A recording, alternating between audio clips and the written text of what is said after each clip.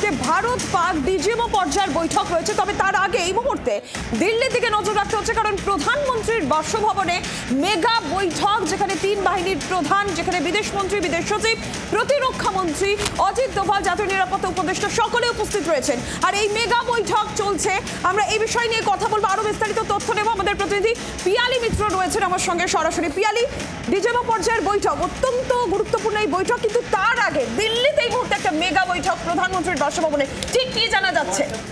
একেবারে দেখো, এই বৈঠকটা অত্যন্ত গুরুত্বপূর্ণ, তার কারণ তুমি জানো যে দুই দেশের ডিজিএমও পর্যায়ের যে বৈঠক হচ্ছে, সেই বৈঠকে মূলত যেটা আলোচনার বিষয় সেটা হচ্ছে যে এই যে সিজ ফায়ার অর্থাৎ সংঘর্ষ বিরতির যে সিদ্ধান্ত হয়েছিল দু দেশের মধ্যে, সেটা স্থিতাবস্থা বজায় থাকবে কিনা আজকে বৈঠকে সেটা আলোচনা হওয়ার কথা। এখন কেন এই বৈঠকটা গুরুত্বপূর্ণ?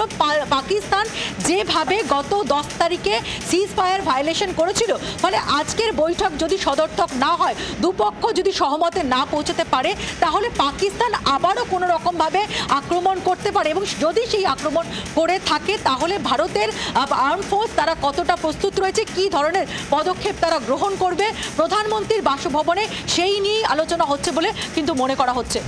পিয়ালি, যেমনটা আমরা জানি যে গতকালকেই সেনাবাহিনীর তরফ থেকে সাংবাদিক বৈঠক করা হয়েছিল, ডিজিএমও তিনি সেখানে উপস্থিত ছিলেন এবং পরিষ্কার করে নয়াদিল্লি তাদের অবস্থান জানিয়েছিল যে যদি আবারও চুক্তি লঙ্ঘন করে ইসলামাবাদ, তাহলে একদম কড়া জবাব দেওয়া হবে। আজকে যেখানে ডিজিএমও পর্যায়ের বৈঠক, তার আগে আরও একটা বৈঠক এই মুহূর্তে চলছে, তো সেই জায়গা থেকে দাঁড়িয়ে তার মানে ভারত নিজেদের জায়গায় স্পষ্ট, এবং ডিজিএমও পর্যায়ের বৈঠকেও এই বিষয়টা আসতে চলেছে।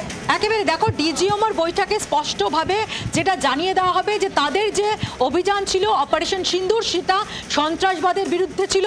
তারা 9টা সন্ত্রাসবাদী ঘাঁটি তারা একেবারে বেছে পিং পয়েন্টে তারা আঘাত এনেছে, কিন্তু পাকিস্তান যে হামলা করে সেটা নাগরিকদের ওপর, ধর্মীয় প্রতিষ্ঠানের ওপর, আজকের বৈঠকে সেই ভিজুয়াল এভিডেন্স দিয়ে ডিজিএমও সেটা আবার তুলে ধরবে। একই সঙ্গে পাকিস্তানকে যেহেতু ভরসা করা যায় না, সেই কারণেই সব রকম প্রস্তুতি রাখতে চাইছে ভারত সরকার। গতকালকেও তুমি দেখেছো যে প্রধানমন্ত্রীর বাসভবনে এই একই হাই লেভেল মিটিং হয়েছিল, এবং তারপর সেই বৈঠকে বায়ুসেনার তরফ থেকে তারা জানিয়ে দিয়েছিল যে তাদের অপারেশন সিন্দুর সেটা অব্যাহত রয়েছে, এবং তার পরবর্তী সময় সেনাবাহিনীর প্রধান তিনি ওয়েস্টার্ন কমান্ডের সমস্ত কমান্ডারদের সঙ্গে বৈঠক করে বার্তা দেন যদি কোনো রকম সিজ ফায়ার ভায়োলেশন পাকিস্তান করে থাকে তার কড়া প্রত্যুত্তর দিতে হবে, এবং তাদেরকে একেবারে পুরো রকম সব রকমের ক্ষমতা দেওয়া হয়েছে। ফলে এই বৈঠক একদিকে ডিজিএমও লেভেলের বৈঠক, তার পাশাপাশি ভারত সব রকমভাবে প্রস্তুত থাকতে চাইছে, এবং আজকের এই বৈঠকেও কিন্তু সেই বিষয়